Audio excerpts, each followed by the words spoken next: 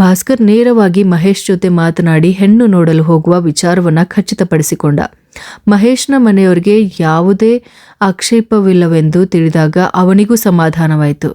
ಅದು ತಿಳಿದೊಡನೆ ಭಾಸ್ಕರ್ ತಕ್ಷಣವೇ ಅಗ್ನಿ ಮತ್ತು ಭೂಮಿಗೆ ಕಾಲ್ ಮಾಡಿ ಕೇಳ್ದ. ಅವರಿಗೂ ಬಹಳ ಸಂತೋಷವಾಯಿತು. ಅಂದು ರಾತ್ರಿ ಅಗ್ನಿ ಮನೆಗೆ ಹಿಂದಿರುಗಿದ. ಮನೆಯವರೆಲ್ಲ ಮುಖದಲ್ಲಿ ಆವರಿಸಿದ ಮೌನ ಮತ್ತು ಬೇಸರವನ್ನ ಕಂಡ್ರು ಅಗ್ನಿ ಅದರ ಬಗ್ಗೆ ತಲೆ ಕೆಡಿಸ್ಕೊಳ್ಳಿಲ್ಲ. ಭಾಮಿ, ತಿನ್ನಲು ಏನಾದರೂ ಇದ್ರೆ ತೆಗೆದುಕೊಂಡು ಬಾ, ಬಹಳ ಹಸಿವಾಗುತ್ತಿದೆ. ಅವನು ಕೈ ತೊಳೆದುಕೊಂಡು ಬಂದು ಕುಳಿತು ಕೇಳಿದಾಗ ಭೂಮಿ ಅವನಿಗೆ ಊಟವನ್ನು ಬಡಿಸಿದಳು. ಯಾಕೆ ನಿನ್ನ ಮುಖ ಒಂಥರ ಆಗಿದೆ? ಜ್ವರಗಿರ ಬಂದಿದೆನಾ? ಅಗ್ನಿಯ ವ್ಯಂಗ್ಯದ ಮಾತಿಗೆ ಭೂಮಿ ಅವನನ್ನು ತೀಕ್ಷ್ಣವಾಗಿ ನೋಡುತ್ತಾ ಅವನ ಪಕ್ಕದ ಕುರ್ಚಿಯಲ್ಲಿ ಕುಳಿತುಕೊಂಡ್ಳು. ಅಗ್ನಿ, ನೀವು ಇಂದು ಮಾಡಿದ್ದು ಬಹಳ ತಪ್ಪು. ಅಗ್ನಿ ಒಮ್ಮೆ ಮುಖವೆತ್ತಿ ಅವಳನ್ನು ನೋಡಿ ಮತ್ತೆ ಊಟ ಮಾಡೋದಕ್ಕೆ ಶುರು ಮಾಡ್ದ. ನಾನೇನು ಮಾಡಿದೆ? ಏನೂ ಮಾಡಿಲ್ವೇ? ಹಿಮ ಇಲ್ಲಿಂದ ಹೋಗುವಾಗ ನೀವು ಆಕೆ ಬಳಿ ಒಂದು ಮಾತಾದರೂ ಆಡಬಹುದಿತ್ತು ಅಲ್ವಾ? ಅವಳ ತಾಯಿ ಮಾಡಿದ ತಪ್ಪಿಗೆ ಅವಳಿಂದ ಮುಖ ತಿರುಗಿಸಿಕೊಳ್ಳೋದು ಸರಿಯಲ್ಲ. ಪಾಪ ಬಹಳ ನೋವಿನಿಂದ ಇಲ್ಲಿಂದ ಹೋದ್ಲು. ಭೂಮಿ ಹೇಳುತ್ತಿರುವುದನ್ನು ಕೇಳಿನೂ ಅಗ್ನಿ ಏನೂ ಪ್ರತಿಕ್ರಿಯಿಸ್ತಾ ಇರಲಿಲ್ಲ. ಯಾಕೆ ನೀವು ಏನೂ ಮಾತನಾಡ್ತಾ ಇಲ್ಲ? ಎಲ್ಲ ವಿಷಯಕ್ಕೂ ಸರಿಯಾಗಿ ಉತ್ತರ ಕೊಡುವವರಲ್ವೇ? ಈಗೇನಾಯ್ತು? ನಾಲ್ಗೆ ಕಟ್ಟಿ ಹೋಯ್ತೆ? ಭೂಮಿ ಸಿಟ್ಟಿನಿಂದಲೇ ಹೇಳಿ ಮುಗಿಸಿದಾಗ ಅವನು ತಾನು ತಿನ್ನುತ್ತಿದ್ದ ತಟ್ಟೆಯ ಮುಂದಿನಿಂದ ಎದ್ದು ನಿಂತು ಅವಳನ್ನು ನೋಡಿದ. ನನ್ನ ನಾಲ್ಗೆ ಇದೇನೋ ಇಲ್ವೋ ಎನ್ನುವುದು ನನ್ನ ಹೆಂಡತಿ ವಿಚಾರಿಸುವ ಅಗತ್ಯವಿಲ್ಲ. ಅದೆಲ್ಲಿ ಕೆಲಸ ಮಾಡಬೇಕೋ ಅಲ್ಲಿನೇ ಅದು ಕೆಲಸ ಮಾಡುತ್ತೆ. ಆಮೇಲೆ ನಾನು ಹಿಮಾಳನ್ನು ಕಡೆಗಣಿಸ್ತಿದ್ರೆ ಅದಕ್ಕೆ ಕಾರಣವೇನು ಎನ್ನುವುದು ಮುಂದೊಂದು ದಿನ ನಿನಗೆ ಅರ್ಥವಾಗುತ್ತೆ. ಬೇರೇನೂ ನನ್ನ ಬಳಿ ಮಾತನಾಡೋದಕ್ಕೆ ಉಳಿದಿಲ್ಲವಲ್ಲ. ಅವನು ಅಷ್ಟು ಹೇಳಿ ಕೈ ತೊಳೆಯಲು ಮುಂದಾದಾಗ, ನಾನು ಹಾಗೆ ಹೇಳಿದೆ ಎನ್ನುವ ಕಾರಣಕ್ಕೆ ನೀವು ಊಟ ಮಾಡದೆ ಎದ್ದು ಬಂದಿದ್ದ? ಹೌದು. ತಿನ್ನುವ ಅನ್ನದ ಮುಂದಿಟ್ಟುಕೊಂಡು ವಿನಾಕಾರಣ ಕೆಣಕಿದರೆ ಆಮೇಲೆ ಅದು ಗಂಟಲೊಳಗೆ ಇಳಿಯೋದಿಲ್ಲ. ಅಗ್ನಿ ಕೋಪದಿಂದಲೇ ಹೇಳಿದಾಗ, ಸಣ್ಣ ವಯಸ್ಸಿನಿಂದಲೂ ಯಾವುದಕ್ಕೂ ಕೊರತೆ ಇಲ್ಲದ ಬೆಳೆದಿದ್ದರಿಂದಲೇ ಹೀಗೆ ಅನ್ನವನ್ನು ದೂಡಿ ಎದ್ದು ಬರಲು ನಿಮಗೆ ಸಾಧ್ಯವಾಗ್ತಾ ಇರೋದು. ಒಂದು ಹೊತ್ತಿನ ತುತ್ತಿಗಾಗಿ ಪರದಾಡುವಾಗ ಮಾತ್ರ ಇದರ ನಿಜವಾದ ಬೆಲೆ ಏನು ಅಂತ ಅರ್ಥ ಆಗೋದು. ಅವನ ಬಳಿ ತಾನೆಂದು ಹಾಗೆ ಮಾತನಾಡುವುದಿಲ್ಲವೆಂದುಕೊಂಡಿದ್ದ ಭೂಮಿ ತಾನು ನಡೆದು ಬಂದ ಕಷ್ಟದ ಹಾದಿಯನ್ನು ನೆನೆದು ಅವನ ಮುಖಕ್ಕೆ ಹೊಡೆದಂತೆ ಹೇಳಿ ಆ ಊಟವನ್ನು ಮುಚ್ಚಿಟ್ಟು ಕೋಣೆಯತ್ತ ನಡೆದಳು. ಅವಳು ಹೇಳಿದ ಮಾತನ್ನ ಕೇಳಿ ಅಗ್ನಿಗೂ ಕೊಂಚ ಮುಜುಗರವಾಯಿತು. ಅವಳು ಹೇಳಿದ ಮಾತಿನಲ್ಲಿ ಸತ್ಯವಿದೆ ಕಂದ. ಅನ್ನಕ್ಕಾಗಿ ಪರಿತಪಿಸಿದವಳ ನೋವು ಈಗ ಅವಳ ಮಾತುಗಳ ಮೂಲಕ ಹೊರಬಂದಿದೆ. ಊಟ ಮುಗಿಸಿ ಹೋಗಿ ಮಲ್ಗು. ಸುಮಿತ್ರಾ ಹಾಗೆ ಹೇಳಿ ಅವನಿಗೆ ಊಟ ಬಡಿಸಿದರು. ಅವಳು ತಿಂದಳ ಅಮ್ಮ? ಹಾಂ, ಸ್ವಲ್ಪ ಹೊತ್ತಿನ ಮುಂಚೆನೇ ಎಲ್ಲರೂ ಊಟ ಮಾಡಿದ್ರು. ನೀನು ಬರೋದು ತಡ ಆಗಬಹುದು ಎನಿಸಿದಾಗ ಅಪ್ಪನೇ ಅವಳಿಗೆ ಊಟ ಮಾಡಲು ಹೇಳಿದರು. ನೀನು ಹಿಮಾಳಿಗೆ ಒಂದು ಕಾಲ್ ಮಾಡಬಹುದಿತ್ತಲ್ಲ ಅಲ್ಲವೇ?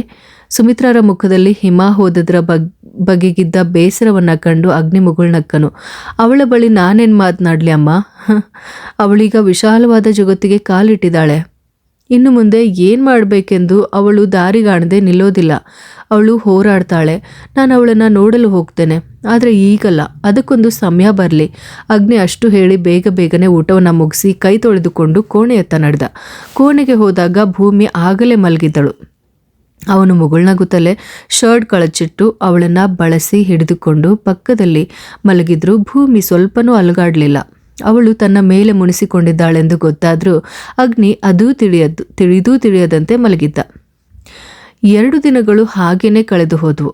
ಮಾಳುವಿನ ಮನೆಗೆ ಎಲ್ಲರೂ ಒಂದು ದಿನ ಹೆಣ್ಣು ನೋಡೋದಕ್ಕೆ ಹೋಗ್ತಿದ್ದಾರೆ. ಊಟದ ತಟ್ಟೆಯ ಮುಂದಿನಿಂದ ಅಗ್ನಿ ಎದ್ದು ಬಂದ ಕಾರಣ ಭೂಮಿ ಈಗಲೂ ಅವನ ಮೇಲೆ ಮುನಿಸಿಕೊಂಡಿದ್ದಳು. ಪರಸ್ಪರ ಹೆಚ್ಚಾಗಿ ಮಾತನಾಡದೇ ಇದ್ರೂ ಅಗ್ನಿ ಆರಿಸಿಟ್ಟ ನೀಲಿ ಬಣ್ಣದ ಸೀರೆಯನ್ನೇ ಅವಳು ಉಟ್ಟಿಕೊಂಡಿದ್ದಳು. ಅಗ್ನಿಯೇ ರಾಜಿತಾರ ಮನೆಗೆ ಹೋಗಿ ನಾಣಿ ಅಜ್ಜಿ, ಕೇಶವ್ ತಾತ ಹಾಗೂ ರಾಜಿತಾರನ್ನ ಕರೆದುಕೊಂಡು ಬಂದಿದ್ದ. ಮೋಹನ್ ವ್ಯವಹಾರದ ನಿಮಿತ್ತ ದೂರದ ಊರಿಗೆ ಹೋಗಿದ್ರಿಂದ ಅವರ ಜೊತೆ ಬರೋದಕ್ಕೆ ಸಾಧ್ಯವಾಗಿರಲಿಲ್ಲ.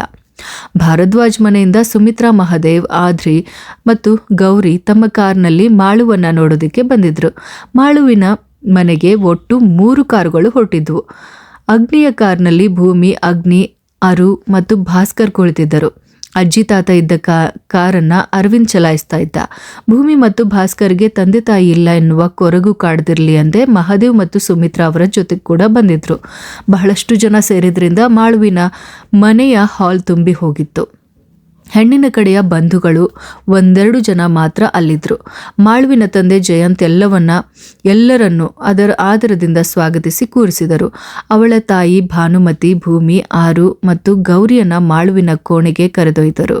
ಒಪ್ಪವಾದ ರೇಷ್ಮೆ ಸೀರೆ, ಕೊರಳಿನಲ್ಲಿ ಕಾಸಿನ ಸರ ಮತ್ತು ಒಂದು ದೊಡ್ಡದೊಂದು ಜುಮುಕಿಯನ್ನ ಧರಿಸಿದ್ದ ಮಾಳುವನ್ನ ಭೂಮಿ ಬಿಗಿಯಾಗಿ ಅಪ್ಪಿಕೊಂಡಳು. ನನ್ನ ಅತ್ತಿಗೆಯಾಗಿ ಬರಲು ಸಿಂಗಾರಗೊಂಡು ಕುಳಿತಿದ್ದೆಯಲ್ವೇ ನನ್ನ ಮಾಳು.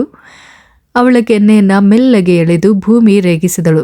ಗೌರಿ ಮತ್ತು ಅರುವಿನತ್ತ ನೋಡಿ ಮಾಳು ಸುಂದರವಾಗಿ ಮುಗುಳ್ನಕ್ಕು ಅವರ ಯೋಗಕ್ಷೇಮವನ್ನು ವಿಚಾರಿಸಿದಳು. ನಿನ್ನನ್ನು ಹೊರಗೆ ಕರೆದೊಯ್ಯುತ್ತಿದ್ದಾರೆ. ಭೂಮಿ ಮಾಳುವಿನ ಕೈ ಹಿಡಿದುಕೊಂಡು ಅಡುಗೆ ಮನೆಯತ್ತ ನಡೆದು ಜ್ಯೂಸ್ ತುಂಬಿದ್ದ ಟ್ರೇ ಅನ್ನ ಅವಳ ಕೈಗಿತ್ತಳು. ನನ್ನ ಅಣ್ಣ ಇಂದು ನಿನ್ನನ್ನು ನೋಡಿ ಬೆರಗಾಗೋದಂತೂ ಖಂಡಿತ. ಭೂಮಿ ಅವಳನ್ನು ರೇಗಿಸಿದಾಗ ಮಾಳುವಿನ ಕೆನ್ನೆಗಳು ಕೆಂಪಾದವು. ಹಾಲ್ನಲ್ಲಿ ಸಾಲಾಗಿ ಕುಳಿತಿದ್ದ ಬಂಧುಗಳ ನಡುವೆ ತನ್ನ ಬಾಳ ಸಂಗಾತಿಯಾಗಲಿರುವವರನ್ನ ಅವಳು ಒಮ್ಮೆಲೆ ಗುರುತಿಸಿದಳು. ತಿಳಿ ಹಳದಿ ಬಣ್ಣದ ಶರ್ಟ್ ಮತ್ತು ಕಪ್ಪು ಪ್ಯಾಂಟ್ ಅವನ ಉಡುಗೆಯಾಗಿತ್ತು. ಕೂದಲು ಮತ್ತು ಗಡ್ಡವನ್ನ ನೀಟಾಗಿ ಟ್ರಿಮ್ ಮಾಡಿಕೊಂಡು ಬಹಳ ಸುಂದರವಾಗಿ ಕಾಣುತ್ತಿದ್ದ ಅವನನ್ನ ಅವಳು ಕಣ್ಣಲ್ಲೇ ಸೆರೆ ಹಿಡಿದಳು. ಅವನೆದುರು ಟ್ರೇಯನ್ನು ಹಿಡಿದುಕೊಂಡು ಹೋಗಿ ಮಾಳು ತಲೆಬಾಗಿ ನಿಂತಳು. ಭಾಸ್ಕರ್ ಸಣ್ಣದಾಗಿ ಮುಗುಳ್ನಕ್ಕು ಒಂದು ಲೋಟ ಜ್ಯೂಸ್ ತೆಗೆದುಕೊಂಡು ಅವಳತ್ತ ಕಣ್ಣು ಮಿಟುಕಿಸಿದ. ಅವರಿಬ್ಬರ ಖುಷಿಯನ್ನ ಕಂಡು ಎಲ್ಲರ ಮುಖದಲ್ಲೂ ಸಂತೋಷ ಅರಳಿದಾಗ ಎರಡೂ ಜೋಡಿ ಕಣ್ಣುಗಳು ಪರಸ್ಪರ ಮುಖಾಮುಖಿಯಾದವು, ಬೇರೆಡೆಗೆ ಹೊರಳಿದವು. ಹಾಗಾದ್ರೆ ನಾವು ಈ ಸಂಬಂಧವನ್ನ ಖಚಿತಪಡಿಸಬಹುದಲ್ಲವೇ ಜಯಂತ್? ಮಹಾದೇವ್ ಜಯಂತ್ನತ್ತ ನೋಡಿ ಕೇಳಿದಾಗ ಆತ ಮುಗುಳ್ನಕ್ಕನು. ಅವರಿಬ್ಬರು ಪರಸ್ಪರ ಇಷ್ಟಪಟ್ಟಿರುವಾಗ ನಮ್ಗೆ ಯಾಕೆ ಅಸಮಾಧಾನ? ನಮಗೂ ಕೂಡ ಒಪ್ಪಿಗೆ ಇದೆ ಅಲ್ವೇ ಭಾನು? ಜಯಂತ್ ಭಾನುಮತಿಯತ್ತ ನೋಡಿ ಕೇಳಿದಾಗ ಭಾನುಮತಿಯ ಒಪ್ಪಿಗೆ ಕೇಳುವ ಮುನ್ನ ಸ್ವಲ್ಪ ಸರಿಯಾಗಿ ಯೋಚನೆ ಮಾಡು ಜಯಂತ್. ನಮ್ಮ ಮಾಳುವಿಗೆ ಬೇರೆ ಯಾವ ಸಂಬಂಧಗಳು ಬಾರದೆ ನಿಂತಿಲ್ಲ. ಹೆತ್ತ ತಂದೆ ತಾಯಿಯೇ ಬೇಡವೆಂದು ಬಿಟ್ಟು ಹೋದ ಇವನೇ ನಮ್ಮ ಮಗಳಿಗೆ ಬೇಕಾ? ಇಷ್ಟೊಂದು ಜನರ ಮುಂದೆ ಮಾಳುವಿನ ದೊಡ್ಡಪ್ಪ ಸುಧಾಕರನ್ ಹೇಳಿದ ಮಾತುಗಳನ್ನು ಕೇಳಿ ಭೂಮಿ ಮತ್ತು ಭಾಸ್ಕರ್ಗೆ ಮುಖದ ಮೇಲೆ ಬಲವಾಗಿ ಹೊಡೆದಂತಾಯ್ತು. ಇವರಿಬ್ಬರ ಮುಖವೂ ಬೆವರಿದ್ದನ್ನ ಕಂಡ ಅಗ್ನಿ ಕೋಪದಿಂದ ಉರಿದೇಳುತ್ತಾ ಆತನತ್ತ ತಿರುಗಿದ. ಅಗ್ನಿ ಕೋಪದಿಂದ ಏನಾದರೂ ಹೇಳೋ ಮುನ್ನವೇ ಮಹಾದೇವ್ ಅವನ ತೊಡೆಯ ಮೇಲೆ ಬಲವಾಗಿ ಕೈಯಿಟ್ಟು ತಡೆದು ತಾನೇ ಮಾತನಾಡತೊಡಗಿದ. ತಂದೆ ತಾಯಿ ಬೇಡವೆಂದು ಬಿಟ್ಟು ಹೋದರೂ ಅವರು ತಮ್ಮ ಸ್ವಂತ ಪರಿಶ್ರಮದಿಂದ ಇಷ್ಟರ ಮಟ್ಟಿಗೆ ಬೆಳೆದು ನಿಂತ್ಕೊಂಡಿದ್ದಾರೆ. ಅದನ್ನು ನೆಪವಾಗಿಟ್ಕೊಂಡು ನಿಮಗೆ ಈ ಸಂಬಂಧವನ್ನು ಮುರಿಯಬೇಕೆಂದಿದ್ರೆ ಖಂಡಿತ ಹಾಗೆ ಮಾಡಬಹುದು. ಆದರೆ ಸ್ವಲ್ಪ ಹೊತ್ತಿನ ಮುಂಚೆ ಜಯಂತ್ ಹೇಳಿದ ಮಾತನ್ನು ಒಮ್ಮೆ ಕೂಡ ಯೋಚಿಸಿ ನೋಡಿ.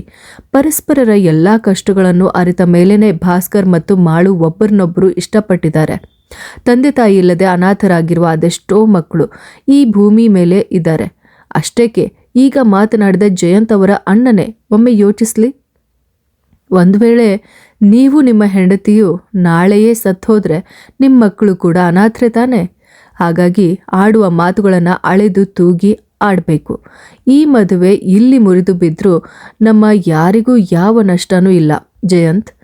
ಭಾಸ್ಕರ್ಗೆ ಹೆಚ್ಚು ವಿಳಂಬ ಮಾಡದೆ ನಾವೇ ಎಲ್ಲವನ್ನ ತಿಳಿ ಹೇಳಿ ಮತ್ತೊಂದು ಮದುವೆ ಮಾಡಿಸ್ತೇವೆ. ಹೊಸದೊಂದು ಹುಡುಗಿಯನ್ನ ಒಪ್ಪಿಕೊಳ್ಳಲು ಅವನಿಗೆ ಸ್ವಲ್ಪ ಸಮಯ ಬೇಕಾಗಬಹುದು ಅಷ್ಟೇ. ಆದರೆ ಒಳ್ಳೆಯ ಸಂಗಾತಿಯೇ ಸಿಕ್ಕರೆ ಅವಳ ಜೊತೆಯಲ್ಲೇ ಹಳೆಯದನ್ನೆಲ್ಲ ಮರೆತು ಅವಳನ್ನು ಪ್ರೀತಿಸಲು ಶುರು ಮಾಡ್ತಾನೆ. ಆದರೆ ಮಾಳುವಿನ ಬಗ್ಗೆ ನೀವೊಮ್ಮೆ ಯೋಚಿಸಿ. ಇಷ್ಟವಿಲ್ಲದ ಗಂಡಸಿನ ಜೊತೆ ಜೀವನ ಕಳೆಯುವ ಪರಿಸ್ಥಿತಿ ಅದು ಎಷ್ಟು ನರಕ ಎನ್ನೋದು ನಿಮಗೆ ತಿಳಿದಿದ್ದೇನೆ. ತನ್ನ ಮನೆಯವರಿಗಾಗಿ ತನ್ನೆಲ್ಲ ಆಸೆಗಳನ್ನು ಕತ್ತು ಹಿಸುಕಿ ಮತ್ತೊಬ್ಬನೊಂದಿಗೆ ಕೊರಗುತ್ತಾ ಬದುಕುವಾಗ ಅವಳು ಅನುಭವಿಸುವ ವೇದನೆಯನ್ನು ಅರ್ಥ ಮಾಡಿಕೊಳ್ಳಲು ನಿಮ್ಮಿಂದ ಸಾಧ್ಯನಾ? ಒಂದು ವೇಳೆ ಹಾಗೆ ಮದುವೆ ಆದವನಿಗೆ ಇವರಿಬ್ಬರ ಪ್ರೀತಿಯ ವಿಚಾರ ಗೊತ್ತಾದರೆ ಬಹುಶಃ ಅವನು ಅರ್ಥ ಮಾಡಿಕೊಳ್ಳಲು ಸ್ವಲ್ಪ ಸಮಯ ತೆಗೆದುಕೊಳ್ಬಹುದು. ಆದರೆ ಅದೇ ವಿಷಯವನ್ನು ಮುಂದಿಟ್ಟುಕೊಂಡು ಅವಳನ್ನು ಮನೆಯಲ್ಲಿ ನಿತ್ಯವೂ ಹಿಂಸಿಸದೇ ಇದ್ದರೆ ಕೊನೆಗೊಂದು ದಿನ ಎಲ್ಲರಿಗೂ ತಾನೇ ಹೊರೆಯಾದ ಎನ್ನುವ ಹತಾಶೆಯಲ್ಲಿ ಅವಳೇನಾದರೂ ವಿಪರೀತ ನಿರ್ಧಾರ ತೆಗೆದುಕೊಂಡ್ರೆ ಯಾರು ಜವಾಬ್ದಾರರು? ಅದಕ್ಕಾಗಿಯೇ ನೀವು ಇಷ್ಟೊಂದು ಅಕ್ಕರೆಯಿಂದ ನಿಮ್ಮ ಮಗಳನ್ನು ಬೆಳೆಸಿದ್ದು. ಅವಳೇನಾದರೂ ಮಾಡಿಕೊಂಡ್ರೆ ಈಗ ದೊಡ್ಡದಾಗಿ ಮಾತನಾಡಿದ ಮಾಳುವಿನ ದೊಡ್ಡಪ್ಪ ಆ ನಷ್ಟವನ್ನು ಭರಿಸ್ಕೊಡ್ಬೇಕಾಗತ್ತೆ. ಜಯಂತ್, ಅವಳು ನಿಮ್ಮ ಮಗಳು. ಅವಳ ಸಂತೋಷ ಯಾವುದರಲ್ಲಿದೆನೋ ಅದನ್ನು ನಡೆಸಿಕೊಡೋದು ನಿಮ್ಮ ಕರ್ತವ್ಯ. ಅವರಿಬ್ಬರು ಒಬ್ಬರನ್ನೊಬ್ಬರು ಅರ್ಥ ಮಾಡಿಕೊಂಡಿರುವಾಗ ನೀವ್ಯಾಕೆ ಬೇಡದ ವಿಷಯಗಳ ಬಗ್ಗೆ ತಲೆ ಕೆಡಿಸ್ಕೊಳ್ತಾ ಇದ್ದೀರಿ? ನಾನು ಇಷ್ಟೆಲ್ಲ ಯಾಕೆ ಹೇಳ್ತಾ ಇದ್ದೇನೆ ಅಂದರೆ ಇತ್ತೀಚಿನ ಪತ್ರಿಕೆಗಳಲ್ಲಿ, ಟಿವಿಗಳಲ್ಲಿ ನಾವೆಲ್ಲರೂ ನೋಡ್ತಾ ಇರೋದು ಇಂಥದ್ದೇ ವಿಷಯಗಳನ್ನ ತಾನೇ. ಅದಕ್ಕಾಗೆ ಹೇಳಿದ್ದು. ಸರಿ, ನಾವಿನ್ನು ಹೊರಡ್ತೇವೆ. ನಿಮ್ಮ ನಿರ್ಧಾರ ಏನೇ ಆಗಿದ್ರೂ ನಮಗೆ ಕಾಲ್ ಮಾಡಿ ತಿಳಿಸಿ ಸಾಕು. ಭಾಸ್ಕರ್, ನಾನು ಹೇಳಿದ್ದು ನಿನಗೆ ಬೇಸರ ತರಿಸಿದ್ರೆ ದಯವಿಟ್ಟು ಕ್ಷಮಿಸ್ಬಿಡಪ್ಪ. ಮಹಾದೇವ್ ಭಾಸ್ಕರ್ನತ್ತ ನೋಡಿ ಹೇಳಿದೊಡನೆ ಆತ ಎದ್ದು ಬಂದು ಮಹಾದೇವ್ನ ಕೈಯನ್ನು ಬಿಗಿಯಾಗಿ ಹಿಡಿದುಕೊಂಡ. ನೀವೆಂದಿಗೂ ನನ್ನನ್ನು ಹೀಗೆ ಕೇಳಬಾರ್ದು ಮಾವ. ಅಪ್ಪ ಅಮ್ಮ ಎಂದರೆ ಹೇಗಿರಬೇಕು ಎನ್ನುವುದನ್ನೇ ನಾನು ನಿಮ್ಮಿಬ್ಬರನ್ನ ನೋಡಿ ಕಲ್ತಿದ್ದೇನೆ. ನೀವು ಹೇಳಿದ್ದೇ ಸರಿ. ಬನ್ನಿ, ನಾವೆಲ್ಲ ಹೋಗೋಣ. ಅಷ್ಟರಲ್ಲೇ ಎಲ್ಲರೂ ಅಲ್ಲಿಂದ ಹೊರಡಲು ಎದ್ದು ನಿಂತರು. ಭಾಸ್ಕರ್ನ ವೃತ್ತಿ ಮತ್ತು ಅವನ ಕುಟುಂಬದ ಬಗ್ಗೆ ತಿಳಿದಾಗಿನಿಂದ ಸುಧಾಕರ್ಗೆ ಅವನ ಮೇಲೆ ತೀವ್ರವಾದ ಕೋಪವಿತ್ತು. ಅದಕ್ಕಾಗಿಯೇ ಆತ ಮದುವೆ ಮುರಿಯಲೆಂದು ಅಷ್ಟೊಂದು ಜನರ ಮುಂದೆ ಹಾಗೆ ಮಾತನಾಡಿದ್ದು. ಈಗ ಮದುವೆ ಮುರಿಯುತ್ತಿದೆ ಎಂದಾಗ ಆತನ ಮನಸ್ಸಿನಲ್ಲಿ ಎಲ್ಲಿಲ್ಲದ ಸಂತೋಷ ಕೂಡ ಮೂಡಿತ್ತು. ಎಲ್ಲರೂ ಒಂದು ನಿಮಿಷ ಇಲ್ಲೇ ನಿಲ್ಲಿ. ಎಲ್ಲರನ್ನೂ ಅಚ್ಚರಿಗೊಳಿಸುತ್ತಾ ಜಯಂತ್ ಎದ್ದು ಮುಂದೆ ಬಂದಾಗ ಮಾಳು ಕಣ್ಣೀರು ತುಂಬಿದ ಕಣ್ಣುಗಳಿಂದ ಬಿಕ್ಕಳಿಸುತ್ತಲೇ ಆತನನ್ನು ನೋಡಿದಳು. ಮಹಾದೇವ್ ಸರ್, ದಯವಿಟ್ಟು ಕ್ಷಮಿಸಿ. ಈ ಕ್ಷಣದವರೆಗೂ ನಾನಾಗಲಿ, ನನ್ನ ಹೆಂಡತಿ ಅಥವಾ ಮಗನಾಗಲಿ ಒಂದು ಮಾತನ್ನು ಆಡಲಿಲ್ಲ. ನೀವು ಇಷ್ಟೆಲ್ಲ ಹೇಳಿದ ಮೇಲೆ ಅದಕ್ಕೊಂದು ಉತ್ತರ ಕೊಡುವ ಸಮಯಾವಕಾಶ ಕೂಡ ನನಗೆ ಬೇಕಲ್ಲವೇ? ಜಯಂತ್ ಏನು ಹೇಳುತ್ತಿದ್ದಾರೆಂದು ಅರ್ಥವಾಗದೆ ಎಲ್ಲರೂ ಅವರನ್ನೇ ನೋಡುತ್ತಾ ನಿಂತರು. ಆದರೆ ಜಯಂತ್ ನೇರವಾಗಿ ಹೋಗಿ ಮಾಳುವಿನ ಕೈ ಹಿಡಿದುಕೊಂಡ್ರು. ಮಗಳೇ, ನಿನಗೆ ಭಾಸ್ಕರ್ ಮತ್ತು ಭೂಮಿಯ ಬಗ್ಗೆ ಎಲ್ಲವೂ ಮೊದಲೇ ತಿಳಿದಿತ್ತಲ್ಲವೇ? ಅದನ್ನು ತಿಳಿದುಕೊಂಡೆ ತಾನೇ ನೀನು ಈ ಸಂಬಂಧಕ್ಕೆ ಒಪ್ಪಿದ್ದು? ಅವಳು ಬಿಕ್ಕಳಿಸುತ್ತಲೇ ಕಣ್ಣೀರು ಸುರಿಸುತ್ತಾ ಹೌದು ಎನ್ನುವಂತೆ ತಲೆಯಾಡಿಸಿದಳು. ನಮ್ಮ ಮನೆಯಲ್ಲಿರುವಂತಹ ಸೌಲಭ್ಯಗಳೇನೂ ಅಲ್ಲಿಲ್ಲ. ಅವನದೊಂದು ಸಣ್ಣ ಮನೆ. ಆ ಮನೆಯಲ್ಲಿ ಅವನನ್ನು ಪ್ರೀತಿಸುತ್ತಾ ಬದುಕಲು ನಿನಗೆ ಇಷ್ಟವಿದ್ರೆ ಇದೇ ಕ್ಷಣ ನಿನ್ನ ಅಪ್ಪನ ಬಳಿ ಮುಕ್ತವಾಗಿ ಹೇಳಮ್ಮ. ನಮ್ಮಿಬ್ಬರನ್ನ ದೂರ ಮಾಡಬೇಡಿ ಅಪ್ಪ. ಮಾಳು ಅಳುತ್ತಲೇ ಜಯಂತ್ನ ಎದೆಗೆ ಮುಖ ಒರಗಿಸಿಕೊಂಡು ಜಯಂತ್ ಗೆದ್ದವನಂತೆ ಮಹಾದೇವ್ನ ಮುಖ ನೋಡಿದ್ರು. ಕೇಳಿಸ್ಕೊಂಡಿರಲ್ಲ ಸರ್, ನನ್ನ ಮಗಳು ಎಲ್ಲವನ್ನೂ ಅರಿತೇ ಇವನನ್ನು ಪ್ರೀತಿಸಿದ್ದು. ಅವನೊಟ್ಟಿಗೆ ಎಂಥದ್ದೇ ಕಷ್ಟದಲ್ಲೂ ಜೀವಿಸೋದಕ್ಕೆ ಅವಳು ಸಿದ್ಧಳಾಗಿದ್ದಾಳೆ ಎಂದಮೇಲೆ ಇವರಿಬ್ಬರ ಮದುವೆ ಮಾಡಿಕೊಡಲು ನಾನು ಸದಾ ಮುಂದೆ ನಿಲ್ತೇನೆ. ಅದಕ್ಕೆ 4 ಜನ ಸೇರೋ ಕಡೆ ಚುಚ್ಚು ಮಾತುಗಳನ್ನಾಡಿ ದೊಡ್ಡವರಾಗುವವರ ಅಭಿಪ್ರಾಯ ನನ್ನ ಮಗಳ ವಿಷಯದಲ್ಲಿ ನನಗೆ ಬೇಕಾಗಿಲ್ಲ. ನನಗೆ ನನ್ನ ಮಕ್ಕಳ ಸಂತೋಷನೇ ದೊಡ್ಡದು. ದುಡ್ಡು ಕಾಸು ಹೇಗಾದರೂ ಸಂಪಾದಿಸಬಹುದು. ಆದರೆ ಇವನಂಥ ಗುಣವಂತ ಹುಡುಗನನ್ನು ಹುಡುಕಿ ತಂದು ನನ್ನ ಮಗಳಿಗೆ ಗಂಡನಾಗಿ ಮಾಡಲು ಸಾಧ್ಯವಿಲ್ಲ. ಭಾಸ್ಕರ್ ಮತ್ತು ಭೂಮಿಯನ್ನ ನಾನು ಅವರು ಸಣ್ಣವರಿದ್ದಾಗಿನಿಂದಲೂ ನೋಡ್ತಾ ಇದ್ದೇನೆ. ಅವರು ನನ್ನ ಮಕ್ಕಳ ಅತ್ಯಂತ ಆಪ್ತ ಸ್ನೇಹಿತರು ಹೌದು. ನನ್ನ ಮಗಳು ನಿನಗೆ ಸೇರಿದ್ದಪ್ಪ ಭಾಸ್ಕರ್. ಯಾವ ಆಡಂಬರನೂ ಬೇಡ. ಇದೇ ಕ್ಷಣ ನಾನು ಅವಳ ಕೈಯನ್ನು ನಿನ್ನ ಕೈಗಿಡುತ್ತೇನೆ.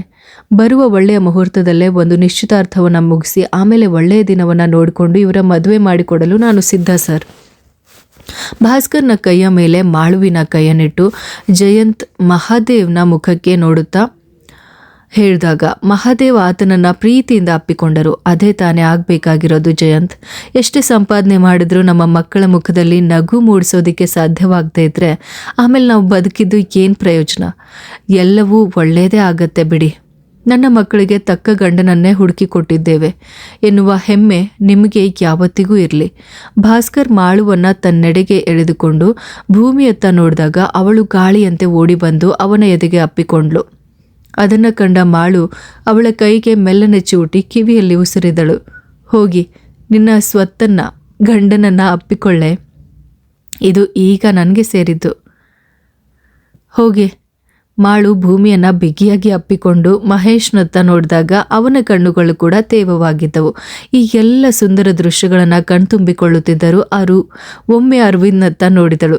ಆದರೆ ಅವಳು ನಿರೀಕ್ಷಿಸಿದಂತಹ ಯಾವುದೇ ನೋಟ ಅವನ ಕಡೆಯಿಂದ ಅವಳಿಗೆ ಸಿಗಲಿಲ್ಲ. ಜಯಂತ್ ಎಲ್ಲರೆದುರು ಹಾಗೆ ಹೇಳಿದ್ದರಿಂದ ಸುಧಾಕರ್ಗೆ ವಿಪರೀತ ಮುಜುಗರ ಮತ್ತು ಸಿಟ್ಟು ಬಂದಿತ್ತು. ಆತ ಬೇರೆಯನ್ನು ಮಾತನಾಡದೆ ತನ್ನ ಹೆಂಡತಿಯನ್ನ ಕರೆದುಕೊಂಡು ಅದೇ ಕ್ಷಣ ಅಲ್ಲಿಂದ ಹೊರನಡೆದ. ಆದರೆ ಯಾರೊಬ್ಬರೂ ಅವನನ್ನು ತಡೆಯಲು ಹೋಗಲಿಲ್ಲ. ನಂತರದ ಕೆಲವೇ ನಿಮಿಷಗಳಲ್ಲಿ ಎಲ್ಲರೂ ಸೇರಿ ನಿಶ್ಚಿತಾರ್ಥದ ದಿನವನ್ನು ನಿಗದಿಪಡಿಸಿದರು. ಸಾಧ್ಯವಾದಷ್ಟು ಬೇಗ ನಿಶ್ಚಿತಾರ್ಥ ಮತ್ತು ಮದುವೆಯನ್ನು ಮುಗಿಸಬೇಕೆಂದು ಎಲ್ಲರೂ ತೀರ್ಮಾನಿಸಿದರು. ಹಾಗಾಗಿ ಬರುವ ಭಾನುವಾರದಂದು ನಿಶ್ಚಿತಾರ್ಥ ಮತ್ತು ಅನಂತರ 2 ವಾರಗಳ ಬಳಿಕ ಮದುವೆ ಮಾಡುವುದೆಂದು ನಿರ್ಧರಿಸಲಾಯಿತು. ಹೀಗೆ ಮಾಳು ಮತ್ತು ಅವಳ ಮನೆಯವರೊಡನೆ ಎಲ್ಲರೂ ಸಂತೋಷದಿಂದಲೇ ವಿದಾಯ ಹೇಳಿ ಅಲ್ಲಿಂದ ಹೊರಟರು. ಹಿಂದಿರುಗುವಾಗ ಕಾರ್ನಲ್ಲಿ ಭೂಮಿ ಏನನ್ನೋ ತೀವ್ರವಾಗಿ ಯೋಚಿಸುತ್ತಿರುವುದನ್ನು ಅಗ್ನಿ ಗಮನಿಸಿದ್ದ. ಅದರ ನಡುವೆ ಭಾಸ್ಕರ್ನ ಮುಖದಲ್ಲೂ ಅದೇ ಬಗೆಯ ಆತಂಕವನ್ನ ಅವನು ಕಂಡಿದ್ದ. ಭಾರದ್ವಾಜ್ ಮನೆಯವರೆಲ್ಲರೂ ತಮ್ಮ ಊರಿನತ್ತ ಮರಳಿದ ನಂತರ ಅರವಿಂದ್ ಅಜ್ಜಿ ಮತ್ತು ತಾತನನ್ನ ಅವರ ಮನೆಗೆ ಬಿಟ್ಟು ಬಂದ. ಅಂದು ರಾತ್ರಿ ಆ ಪುಟ್ಟ ಮನೆಯಲ್ಲಿ ಭಾಸ್ಕರ್, ಭೂಮಿ ಮತ್ತು ಅಗ್ನಿ ಮಾತ್ರ ಉಳಿದುಕೊಂಡಿದ್ದರು. ರಾತ್ರಿ ಬಹಳ ಹೊತ್ತಾದ ಮೇಲೆ ಅಗ್ನಿ ಸ್ನಾನಕ್ಕೆ ಹೋದಾಗ ಭೂಮಿ ಭಾಸ್ಕರ್ನ ಬಳಿ ಬಂದು ಕುಳಿತಳು. ಅವಳು ಬರುವಾಗಲೇ ಭಾಸ್ಕರ್ಗೆ ಅರ್ಥವಾಗಿತ್ತು ಅವಳೇನು ಹೇಳಲಿದ್ದಾಳೆಂದು. ಅಣ್ಣ, ನೀನು ತಲೆ ಕೆಡಿಸ್ಕೊಳ್ಬೇಡ ಪುಟ್ಟಿ, ನಾನೇನಾದರೂ ವ್ಯವಸ್ಥೆ ಮಾಡ್ತೀನಿ. ಏನು ಮಾಡ್ತೀಯ ಅಣ್ಣ? ನಿನ್ನ ಕೈಲಿದ್ದ ಹಣವನ್ನೆಲ್ಲ ಹಾಕಿ ಈ ಮನೆ ರಿಪೇರಿ ಮಾಡಿಸಿದೆ. ಇನ್ನು ನಿಶ್ಚಿತಾರ್ಥಕ್ಕೆ ಕೇವಲ 3 ದಿನ ಬಾಕಿ ಇದೆ. ನನ್ನ ATM ಕಾರ್ಡ್ ನಿನಗೆ ಕೊಡ್ತೀನಿ. ಅದರಲ್ಲಿ ಸ್ವಲ್ಪ ದುಡ್ಡಿದೆ. ನಾನು ಬಟ್ಟೆ ಹೊಲಿದು ಕೊಟ್ಟಾಗ ಬಂದ ಹಣ ಮತ್ತು ಓದುವಾಗ ಸಿಕ್ಕ ಸ್ಕಾಲರ್ಶಿಪ್ ಹಣವನ್ನೆಲ್ಲ ಅದರಲ್ಲೇ ಇದೆ. ಜೊತೆಗೆ ನೀನು ಆಗಾಗ ಕೊಡ್ತಾ ಇದ್ದ ದುಡ್ಡನ್ನು ಕೂಡ ನಾನು ಅದರಲ್ಲೇ ಕೂಡಿಟ್ಟಿದ್ದೀನಿ. ಅದಕ್ಕೆಲ್ಲವೂ ಸೇರಿ ಒಂದು 70,000 ಆಗಬಹುದು. ಮೊದಲು ನಾವೊಂದು ಉಂಗುರ ಖರೀದಿಸಬೇಕು. ಆಮೇಲೆ ಮಾಳುವಿಗೆ ತರಬೇಕಾದಂತಹ ಬಟ್ಟೆ, ಮೇಕಪ್ ಸಾಮಗ್ರಿಗಳನ್ನೆಲ್ಲ ಕೊಂಡ್ಕೊಳ್ಬೇಕು. ಜೊತೆಗೆ ಮನೆಗೆ ಬೇಕಾದಂತಹ ಸ್ವಲ್ಪ ದಿನಸಿ ವಸ್ತುಗಳನ್ನು ಕೂಡ ತರಬೇಕು. ಅಯ್ಯೋ, ಮರ್ತೇ ಹೋದೆ, ಅಜ್ಜಿ ತಾತನಿಗೂ ಬಟ್ಟೆಯನ್ನು ತೆಗೆದುಕೊಳ್ಬೇಕಲ್ವೇ? ಎಲ್ಲವನ್ನ ಲೆಕ್ಕಾಚಾರ ಹಾಕಿ ಗಂಭೀರವಾಗಿ ಹೇಳುತ್ತಿದ್ದ ಭೂಮಿಯನ್ನು ನೋಡಿ ಭಾಸ್ಕರ್ ಮುಗುಳ್ನಕ್ಕನು. ಇದು ನಿನ್ನ ಬಳಿಯೇ ಇರಲಿ ಪುಟ್ಟಿ, ನಾನು ಬೇರೆ ಯಾವುದಾದ್ರೂ ದಾರಿ ನೋಡ್ಕೊಳ್ತೀನಿ. ಓಹ್, ನಾನು ಕೊಟ್ಟೆ ಅನ್ನೋ ಕಾರಣಕ್ಕೆ ನೀನು ಇದನ್ನು ತೆಗೆದುಕೊಳ್ತಾ ಇಲ್ಲ ಅಲ್ವಾ? ಅವಳು ಮುನಿಸಿಕೊಂಡಾಗ ಕೇಳಿದಾಗ ಭಾಸ್ಕರ್ ನಗುತ್ತಲೇ ಅವಳನ್ನು ಅಪ್ಪಿಕೊಂಡ. ಅದಕ್ಕಾಗಿ ಅಲ್ಲಮ್ಮ, ನಾಳೆ ನಿನಗೆ ಏನಾದರೂ ತುರ್ತು ಅಗತ್ಯ ಬಿದ್ದಾಗ ಅಗ್ನಿಯ ಬಳಿ ಕೈಯೊಡ್ಡೋದು ಬೇಡ ಎಂದು ನಾನು ಹೀಗೆ ಹೇಳ್ತಾ ಇರೋದು. ನಿಶ್ಚಿತಾರ್ಥದ ಖರ್ಚನ್ನು ನಾನು ನೋಡ್ಕೊಳ್ತೀನಿ, ನೀನೇನು ಯೋಚನೆ ಮಾಡಬೇಡ. ಭಾಸ್ಕರ್ ಅವಳನ್ನು ಸಮಾಧಾನ ಪಡಿಸ್ತಾ ಇದ್ರು. ಭೂಮಿ ಮುಖ ಊದಿಸ್ಕೊಂಡೇ ನಿಂತಿದ್ದಳು. ಇನ್ನೂ ಹೀಗೆ ಮುಖ ಊದಿಸ್ಕೊಂಡು ನಿಂತಿರೋದನ್ನು ನಿನ್ನ ಗಂಡ ನೋಡಬಾರ್ದು. ಹೋಗಿ ಊಟಕ್ಕೆ ಬಡಿಸು. ಅವನು ಈಗ ಸ್ನಾನ ಮುಗಿಸಿ ಬರ್ತಾನೆ, ಹೋಗು. ಭೂಮಿಯನ್ನು ಸಮಾಧಾನ ಪಡಿಸುತ್ತಾ ಭಾಸ್ಕರ್ ಹೇಳುತ್ತಿರುವುದನ್ನೆಲ್ಲ ಹಾಲ್ನಲ್ಲಿ ನಿಂತು ಕೇಳಿಸಿಕೊಳ್ಳುತ್ತಿದ್ದ. ಅಗ್ನಿಯನ್ನು ಅವರಿಬ್ಬರೂ ಗಮನಿಸಿರಲಿಲ್ಲ. ಮೂವರು ಒಟ್ಟಿಗೆ ಊಟ ಮಾಡಿ ಎದ್ದರು. ಭೂಮಿ ಅಗ್ನಿಯ ಜೊತೆ ಒಂದು ಮಾತನ್ನು ಕೂಡ ಆಡಲಿಲ್ಲ. ಅಡುಗೆ ಮನೆಯನ್ನೆಲ್ಲ ಶುಚಿಗೊಳಿಸಿ ಅವಳು ಕೋಣೆಗೆ ಬರುವಷ್ಟರಲ್ಲಿ ಅಗ್ನಿ ಹಾಸಿಗೆಯ ಮೇಲೆ ಮೊಬೈಲ್ ನೋಡುತ್ತಾ ಮಲಗಿದ್ದ. ಈ ಥರದ ಮತ್ತಷ್ಟು ಇಂಟ್ರೆಸ್ಟಿಂಗ್ ಕಥೆಗಳನ್ನು ನಾನು ನಿಮ್ಮ ಮುಂದೆ ತಗೊಂಡು ಬರ್ತೀನಿ. ಹಾಗಿದ್ರೆ ಮಿಸ್ ಮಾಡದೆ ನಮ್ಮ ಯೂಟ್ಯೂಬ್ ಚಾನಲ್ ಕಥಾಸಾಗರ ಯೂಟ್ಯೂಬ್ ಚಾನಲ್ನ ಇವತ್ತೇ ಸಬ್ಸ್ಕ್ರೈಬ್ ಮಾಡ್ಕೊಳ್ಳಿ. ಹಾಗೆ ಕತೆ ಇಷ್ಟ ಆಗಿದ್ರೆ ಲೈಕ್ ಮಾಡಿ. ಹಾಗೆ ನಿಮ್ಮ ಫ್ರೆಂಡ್ಸ್ ಹಾಗೂ ಫ್ಯಾಮಿಲಿಗೆ ಇವತ್ತೇ ಶೇರ್ ಮಾಡಿ. ಧನ್ಯವಾದಗಳು.